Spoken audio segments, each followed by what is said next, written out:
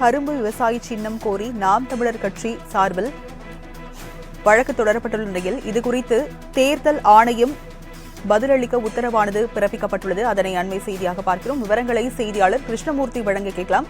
கிருஷ்ணமூர்த்தி, இன்றைய வழக்கில் என்னென்ன வாதங்கள் முன்வைக்கப்பட்டது? வணக்கம்.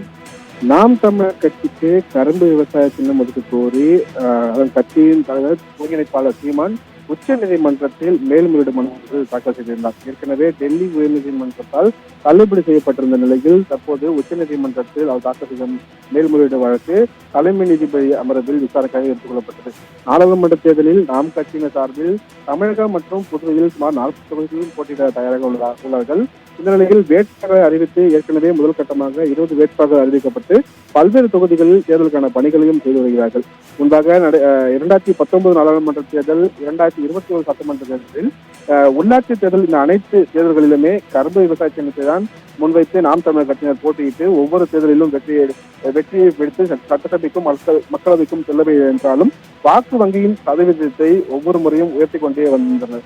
இந்த நிலையில் நடைபெறவுள்ள 2024 நாடாளுமன்ற தேர்தலுக்கும் கரும்பு விவசாய சின்னத்தையே முறையிட்டு நாம் தமிழர் கட்சி சார்பில் இந்திய தேர்தல் ஆணையத்திற்கு மனு ஒன்றை அளித்திருந்தார்கள். ஏற்கனவே கரும்பு விவசாய சின்னம் வேறொரு கட்சிக்கு ஒதுக்கப்பட்ட நிலையில் டெல்லி உயர்நீதிமன்றத்தில் வழக்கு தொடரப்பட்டிருந்தது. டெல்லி உயர்நீதிமன்றத்தில் ஏற்கனவே முன்னுரிமை அடிப்படையில் தான் இந்த சின்னங்கள் ஒதுக்கப்படும் என்று கூறி நாம் தமிழர் கட்சி சார்ந்த மனுவை தள்ளுபடி செய்து உத்தரவிட்டிருந்தது.